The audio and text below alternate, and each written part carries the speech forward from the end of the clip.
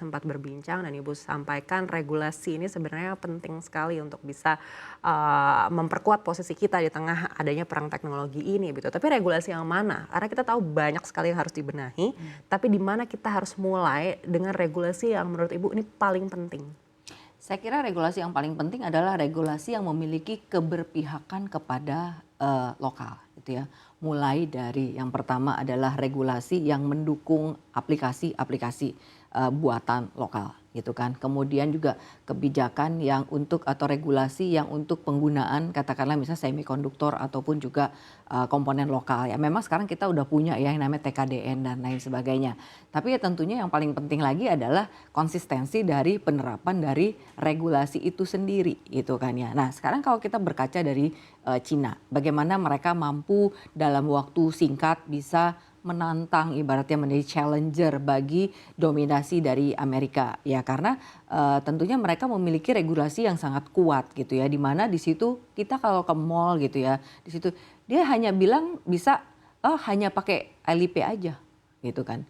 Banyak restoran-restoran itu hanya pakai LIP aja gitu kan. Yang lain nggak perlu. Nah LIP itu dia bisa untuk pembayaran, bisa untuk transportasi, bisa untuk semuanya gitu ya, untuk semua jadi semacam super apps. Nah, jadi mereka memang memberikan preferensi, mereka memberikan dukungan dan industri di sana swasta memberikan alokasi budget riset yang sangat besar. Contohnya sebuah perusahaan kipas merah lah ya di sana gitu ya. Itu alokasi R&D-nya aja bisa sekitar 20% dari revenue-nya gitu kan untuk melakukan riset gitu. Nah, jadi dari situ kita bisa melihat bahwa betapa besar komitmen dari sebuah negara itu yang mewajibkan swastanya atau kemudian perusahaan-perusahaan di negaranya untuk meningkatkan riset. Nah, kalau kita pergi ke Shenzhen contohnya.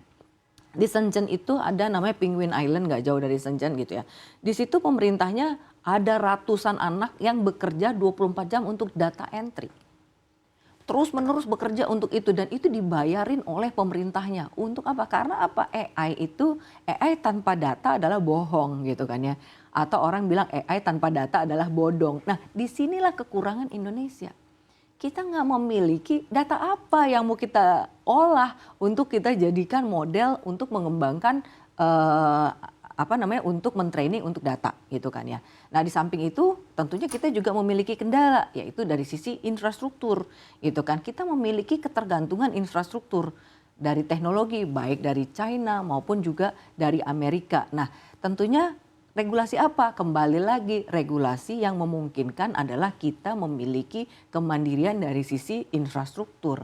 Bagaimana kita bisa memiliki infrastruktur. Jadi sekarang kan kita udah punya nanti mungkin kita Undang-Undang PDP gitu misalnya yang Oktober 2024 lalu yang tentunya mendorong industri-industri lokal gitu ya untuk memanfaatkan data-data yang ada di dalam negeri gitu ya. Kemudian juga dari sisi cloud nasional gitu ya tentunya diharapkan bisa mampu untuk menggunakan cloud di dalam negeri. Nah jadi tentunya menurut saya yang paling penting adalah regulasi yang mendorong keberpihakan terhadap lokal. Gitu ya. Baik, tapi bagaimana dengan perlindungan dan keamanan juga, di mana ini kan juga menjadi salah satu faktor yang mungkin melemahkan kepercayaan masyarakat kita terhadap aplikasi-aplikasi yang mungkin ada di dalam negeri gitu, di mana kita tahu kemampuan pemerintah untuk bisa melindungi data pribadi kita ini juga kan masih terus dipertanyakan. Ya, oke. Nah, kalau kita balik lagi ke Undang-Undang PDP gitu ya, Undang-Undang Perlindungan Data Pribadi. Sebenarnya tentunya tadi ada aspek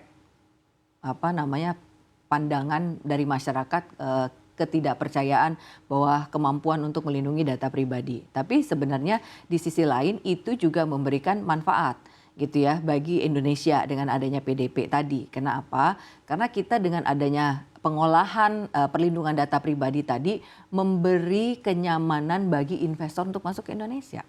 Gitu ya, karena apa? Selama ini kita nggak setara. Eropa punya GDPR gitu ya, kemudian Amerika juga punya undang-undang perlindungan data pribadi. Indonesia nggak punya. Gitu kan. Sekarang dengan kita punya, berarti kita sudah setara dengan mereka sehingga lebih meyakinkan investor ya untuk masuk ke Indonesia. Nah, kemudian aspek positif lainnya adalah data itu kan harus diolah di dalam negeri. tentunya ini membuat pertumbuhan data center yang ada di lokal gitu kan. Orang-orang yang tadinya data centernya di luar harus mengolah datanya di Indonesia. Nah, ini tentunya menumbuhkan industri data center yang ada di Indonesia gitu ya. Aspek positifnya itu gitu kan ya. Walaupun persepsi saat ini oh belum tentulah pemerintah nggak bisa melindungi data itu. Loh, tapi kan ibaratnya sekarang dengan adanya aturan tersebut, dengan adanya strategi untuk cloud nasional, upaya menuju ke situ sudah ada. Gitu kan, sudah ada upaya untuk melindungi dan sudah ada konsekuensinya apabila perusahaan ataupun juga penyedia aplikasi tidak mampu melindungi keamanan data penggunanya, ada konsekuensinya bagi perusahaan tersebut gitu. Nah, itulah yang diamanatkan dengan adanya undang-undang PDP tadi. Baik, tadi Ibu sedikit mention soal kenyamanan investor dari global, terutama di bidang teknologi untuk bisa berinvestasi di Indonesia gitu. Tapi dengan adanya perang antara dua raksasa ini, seperti apa ini akhirnya mengubah paradigma investor teknologi untuk masuk ke Indonesia? Sebenarnya ada dua dampak ini ya, dampak positif sama dampak negatif gitu ya. Dampak positifnya, kalau kita berangkat dari dampak positifnya tentunya ini jadi justru ada peluang dari negara lain ya yang kita bisa ajak untuk partnership. Jadi contohnya Korika, kita kemarin Desember lalu Mbak menandatangani deklarasi aliansi AI untuk BRICS Plus. Jadi Brazil, Rusia, India, China, South Africa dan lain sebagainya itu aliansi. Nah, ini adalah aliansi-aliansi seperti ini yang tentunya perlu kita kembangkan. Kemudian kita juga perlu memperkuat dari sisi kerjasama tingkat ASEAN gitu ya. Banyak negara-negara ASEAN tentunya mengharapkan dengan kepemimpinan yang baru Pak Prabowo adalah Indonesia bisa memimpin ASEAN untuk bisa sejajar dengan negara-negara lainnya, aliansi negara lainnya. Nah, jadi saya kira baik dari sisi kolaborasi ini tadi dan kolaborasi dengan antar negara tadi ini menjadi satu hal yang positif. Tapi tentunya hal negatif lainnya tadi gitu kan. Kalau kita misalnya dilihat terlalu pro Amerika, maka investasi Cina akan ngerem gitu kan. Kalau kita terlalu lihat pro Cina gitu, US juga akan ngerem. Tapi kita juga sekarang banyak investasi-investasi yang lain yang bisa masuk, yang bisa kita gandeng misalnya dari investasi dari Jepang, sekarang juga lagi banyak investasi dari katakanlah dari UAE, dari Saudi Arabia dan lain sebagainya yang tentu atau bahkan Rusia gitu ya yang mungkin tertarik untuk berinvestasi di Indonesia.